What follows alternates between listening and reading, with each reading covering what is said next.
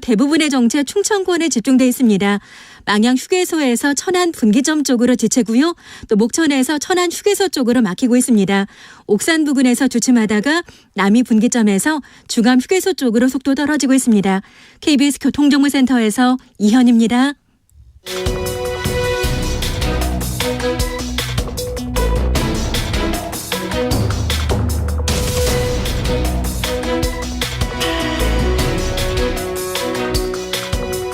여러분께서는 끝장 토론 각설하고를 듣고 계십니다. 정관용의 시사본부 토요일 2부 끝장토론 각설하고 시사평론가 이정훈 박사, 민주당 민주연구원 부원장 현근택 변호사 두 분과 함께하고 있습니다. 후반부 공통질문입니다. 이번 주 가장 핫했던 말 한마디, 누구의 입에서 나온 어떤 말? 이정훈 박사. 네.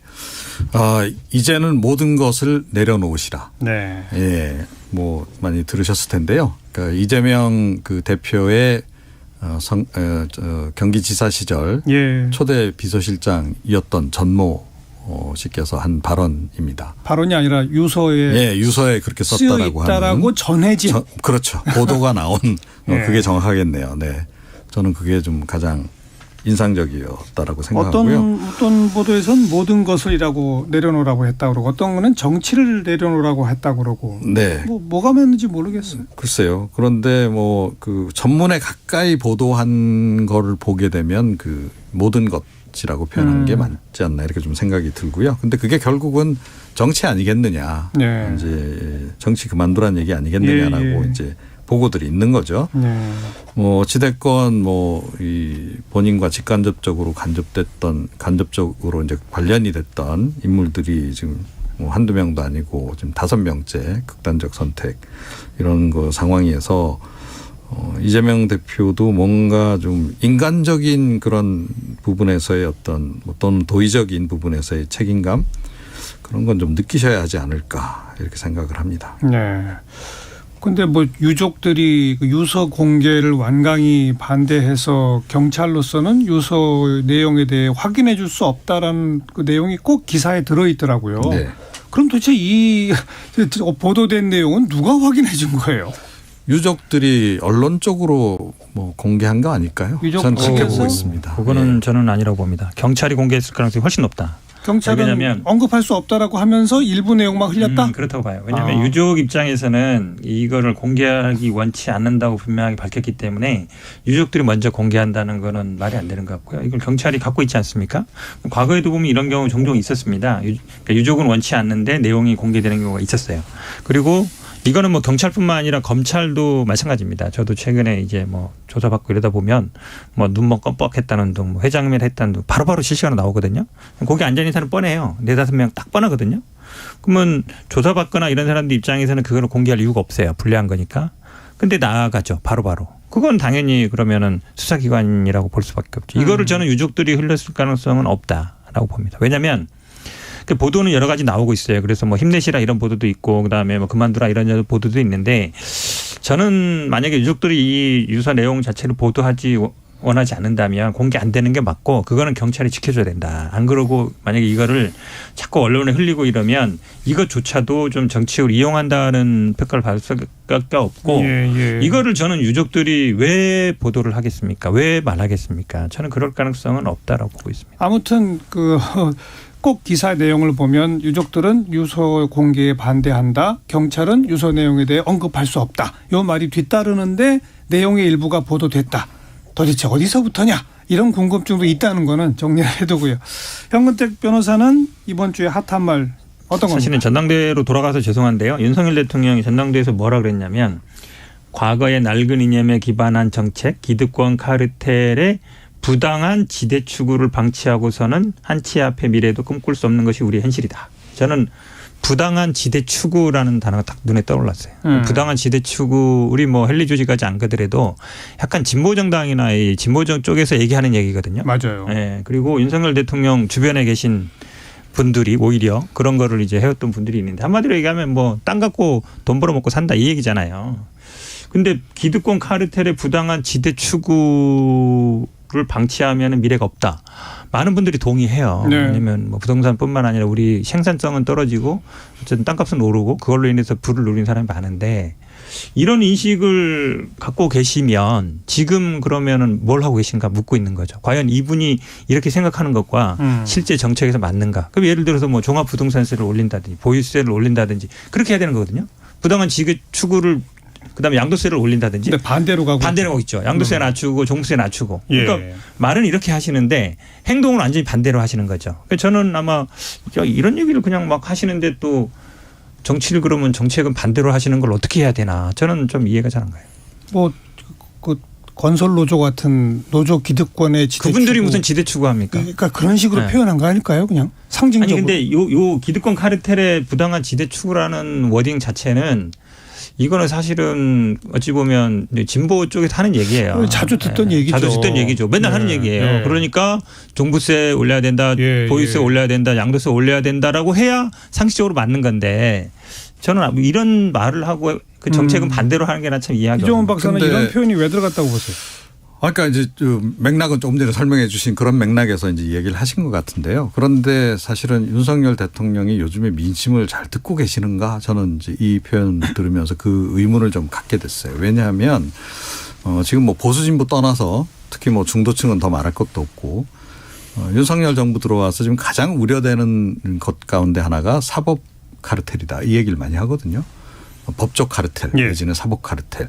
요즘에 이 판결 나오는 것도 좀 이상하고 좀 최근에 그래서 논란이 됐던 바가 있잖아요. 곽상도 무죄. 그렇죠. 뭐 50억 무죄 판결이라든가. 그래서 사실은 사법 카르텔에 대한 우려가 굉장히 높은 그런 상태에서 그러니까 법조인들 중심으로 기득권이 점점 더 공고해지고 있다. 그런 우려를 지금 많이 하고 있는 시점에서 이런 표현을 좀 쓰시니까 이게 좀 약간 괴리감이 굉장히 든다. 네, 그런 말씀을 좀 드리고 싶네요. 예. 그나저나 아까 성남시장 시절에도 비서실장을 지냈고 네. 경기지사에도 초대 비서실장을 지낸 분의 극단적 선택 벌써 그 주변 인물 5번째 뭐 이런 보도가 지금 아주 뭐 많은데 현근택 변호사 어떻게 보세요? 저는 이게 마치 이제 이재명 대표 잘못 아니냐 이제 이렇게 보는 것 같은데요. 사실은 지금 5분 중에 뭐 일일이 말씀은 안 드리겠지만 뭐 병사로 되신 분도 있고 개인 비리도 있는 분도 있는데 최근에 이런 보도도 있었습니다. 이제 강원도에서 레고랜드 사건 수사하고 있거든요. 여기에도 검찰이 소환 조사하니까 뭐 공무원 분이 그렇게 되신 분이 있어요. 그럼 이게 김진태 잘못이냐? 그건 아니에요. 그러니까 사실은 이분도 단순히 그냥 뭐 조사를 안 받았다는 게 아니라 피의자로 이미 조사를 받았습니다. 그 FC 관련해서. 예. 그리고 이재명 대표 구속영장에 보면 공범으로 적시돼 있어요. 그럼 다음에 이제 또 이름도 뭐 20명 나온다 그러잖아요. 다음에 기소될 게 이제 명확하나 하거든요. 그다음에 뭐 지금 쌍방울 사건에도 뭐 조문 얘기가 나오고 이러면 결국은 검찰이 지금 수사를 너무 무리하게 한다. 저는 뭐 이렇게 봅니다. 왜냐하면 지금 경기도청에도 보면 검찰이 지금 2주일째 상주하면서 압수수색하고 있다고 그러거든요. 그러니까 보통 압수수색은 하루 그냥 가서 그냥 보고 없으면 나중에 가서 뭐 추가적으로 하는 정도인데 유효기한이 이렇게 2주일 정해줍니다만 그거를 2주일 내내 상주하면서 압수수색하는 건 저는 본 적이 없어요. 그만큼 어찌 보면 검찰의 이 전방위적인 수사가 과도하다. 특정인을 딱 염두에 두고. 그러니까 한마디로 얘기하면 이재명 대표가 분명히 대북 송금에 관여했을 텐데 그거 찾으려고 간 거거든요. 안 나오니까 계속 하는 거예요. 근데 그렇게까지 이렇게 무리하게 수사할 필요 있느냐. 저는 이렇게 말하고 싶습니다. 이종훈 박사. 네. 글쎄요, 뭐 이제 그런데 이 극단적 선택을 하신 분들 특히 초반에 두 분 같은 경우에는 그 수사가 진행되던 시기가 문재인 정권 시절이었다는 거죠. 그래서 이거를 뭐 윤석열 정권, 윤석열의 이 검찰공화국의 문제다. 이런 식으로 몰고 가는 것은 조금 좀 이상하다 이런 생각이 좀 들고 그리고 물론 이제 그 리더에 따라서 차이가 있긴 있습니다만 그 어떤 리더들은 그 아랫사람들한테 죄를 묻지 말고 차라리 나한테 물어라 이런 분들도 꽤 있어요. 네. 예. 그런데 이재명 대표 같은 경우에는 처음부터 끝까지 자기는 다 몰랐다예요. 그럼 이제 밑에 사람들이 다 했다는 얘기고 최측근들조차도 만약에 지금 알려져 있는 그런 뇌물수수 혐의라든가 이런 게 사실로 또는 유죄로 확정이 된다라고 했을 때는 밑에서 그런 일을 하는데도 자기는 몰랐다는 얘기잖아요. 그런데 사실은 최측근들이 그런 정도까지 이렇게 그 의혹을 좀 받고 수사 대상이 되고 그러면 보통은 이제 그 리더가 이건 다 내 책임이다. 내 관리 책임이고 내가 주변에서 그런 일이 일어나는 것을 내가 관리를 못한 부분에 대해서 정말 국민 여러분에게 미안하다. 이런 말을 한 번쯤은 할 법도 한데 그런 얘기를 너무 안 하시니까 오히려 더 이상한 거예요. 그러니까 너무 이렇게 전면 부인만 하시는. 그래서 이거는 법률적인 부분에서의 그 문제라기보다는 제가 보건대는 정치적으로 이렇게 하시는 게 과연 이게 말이 되는 건지 별로 이렇게 상식적이지 않다. 이런 생각을 좀 많이 하게 됩니다. 현근택 변호사와 같은 검찰이 해도 너무한다, 무리하다 보니 이런 주검들이 자꾸 생긴다.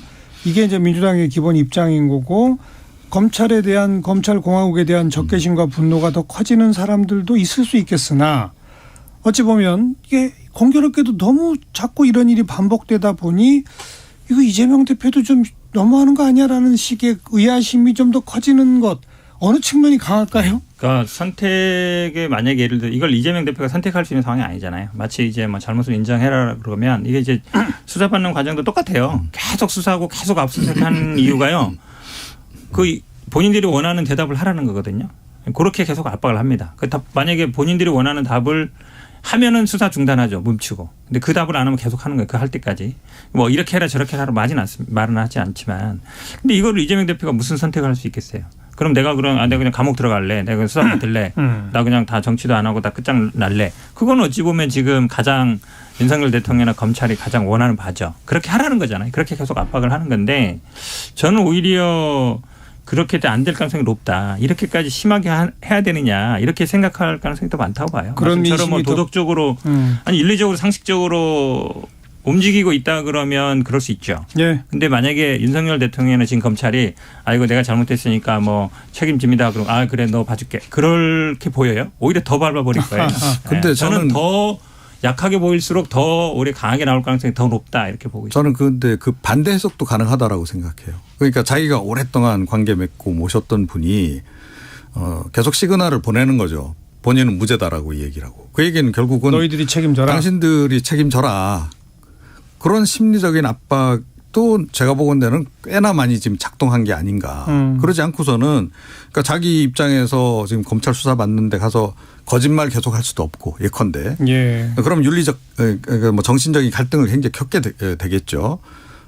그러다가 뭐 이도저도 내가 참 말하기가 어려우니 차라리 그냥 극단적인 선택을 하고 마는 이런 경우가 아니겠는가. 그렇게 볼 수도 있다. 마치 이제 뭐 네. 죄가 있는데 그거를 뭐 감추려고 하니까 뭐 그런 거 아니냐 이럴 것 같은데요. 사실은 지금 뭐 수사나 아니면 이런 도 보지만 본인 하고 싶은 대로 하는 거예요. 유동규도 본인 얘기하고 싶은 대로 하는 거고 김성태도 본인 얘기하고 싶은 대로 하는 거죠. 근데 그런 것들을 가지고 예. 뭐 감추기 위해서 혼자 뭐 묻고 가라. 그거는 저는 요즘 세상하고는 안 맞다 봅니다. 자, 두 분 목소리 중에 어떤 목소리에 귀 기울이는 민심이 많을지 지켜보고 그 일제강점기 강제동원 피해에 대한 정부의 발표가 있었습니다.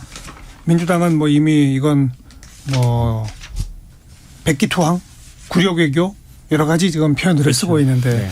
이종훈 박사는 어떻게 평가하세요?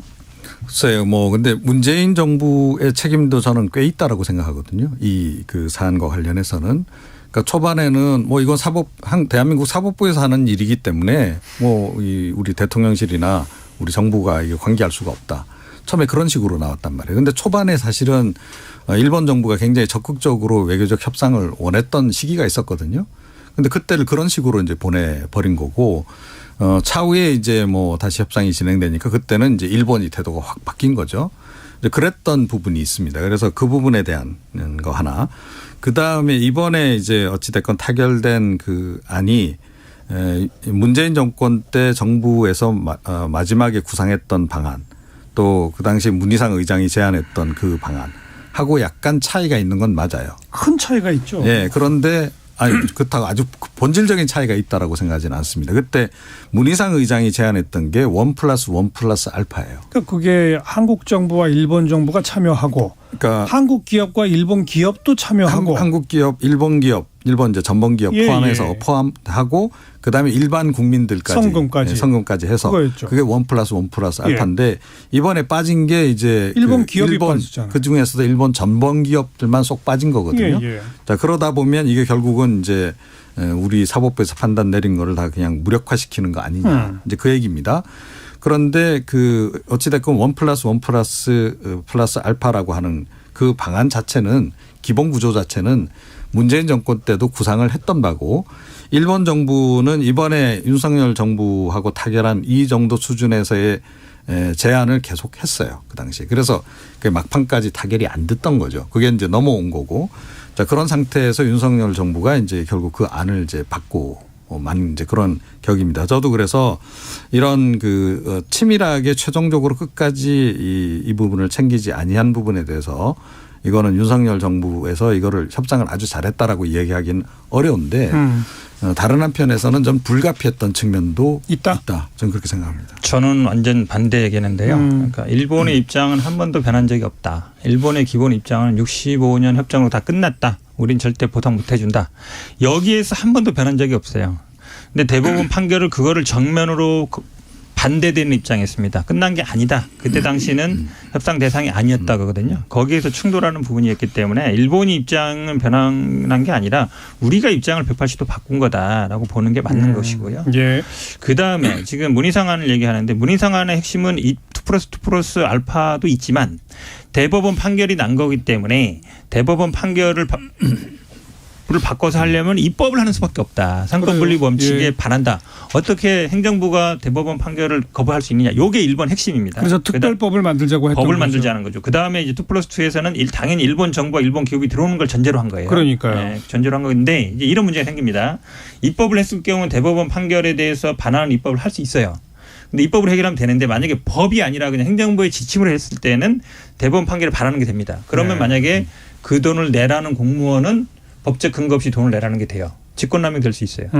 돈을 내는 기업은 뭐가 될 수 있냐. 행정 배임이 될 수 있습니다. 그렇죠. 왜냐하면 근거가 없어요. 예. 법을 만들어야 되는데 왜냐하면 사실은 상권분립의 기본은 사법부의 판결을 존중해야 된다는 겁니다. 그거를 대비되는 거는 국회의 권한이에요.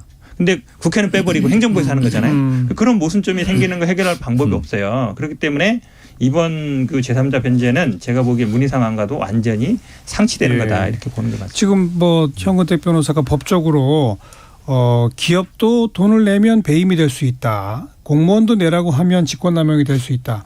뿐만 아니라 이 당사자들이 지금 그 돈을 내가 받지 않겠다라고 하면 계속해서 사법적 절차로 이 강제 매각 절차까지도 진행할 수 있다. 이렇게 많은 법적 과제들이 산적해 있다는 것이 한편에 있고 국민 정서에서도 반대하는 그런 정서들이 상당히 고조될 수 있다는 것을 알고 있으면서도 제가 보기에는 윤석열 정부는 이 부분에서도 그냥 욕먹을 건 먹더라도 한미일 동맹 체제 확고하러 그냥 가자라고 그냥 결정을 해버린 것 같아요. 그렇죠. 그러니까 일본보다는 미국 쪽에 더 가깝죠. 그러니까. 미국의 요구고 바로 뭐 성명도 나온 거 보면 미국은 항상 뭐 옛날 65년 때도 그렇고 그다음에 위안부 문제 때도 그렇고 항상 입장이 같습니다. 한일이 일단 해결해라. 예. 근데 조금 더 일본 편에 가 있죠. 아시아에 어쨌든 중국을 대응하는 일본 기지는 일본이고 그다음에 한국이기 때문에 그 순위는 변하지 않습니다. 네. 그러니까 일본 입장에서는 건 항상 맞고요. 근데 정치적인 판단을 아마 이제 한미동맹 강화 이렇게 두다 보니까 이제 그쪽으로 간 것 같아요.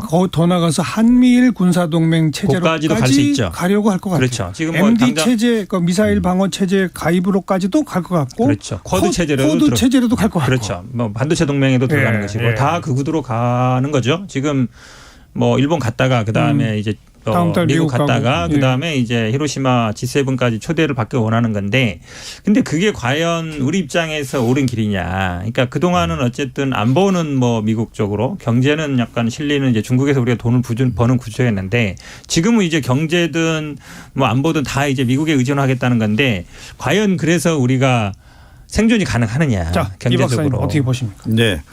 뭐 저는 그렇게까지는 안 갈 거다. 그래요? 이렇게 생각을 합니다. 그렇게 하는 건 그야말로 그건 이제 바보 외교를 하는 거나 다름이 없는데 중국과 완전 척지는 한쪽으로 몰빵하는 것처럼 그 위험한 외교가 어디 있습니까? 그래서 그렇게까지는 가지 않을 것이다. 그리고 이번에 또 이제 협상 뭐 이제 두고 보긴 해야 되겠는데 예. 그 전범 기업을 어떤 식으로든 참여시키기 위해서 노력은 전 할 거다라고 생각을 해요. 이제 그게 실현이 될지 안 될지는 뭐 두고 봐야 될 상황이다라고 생각하고요.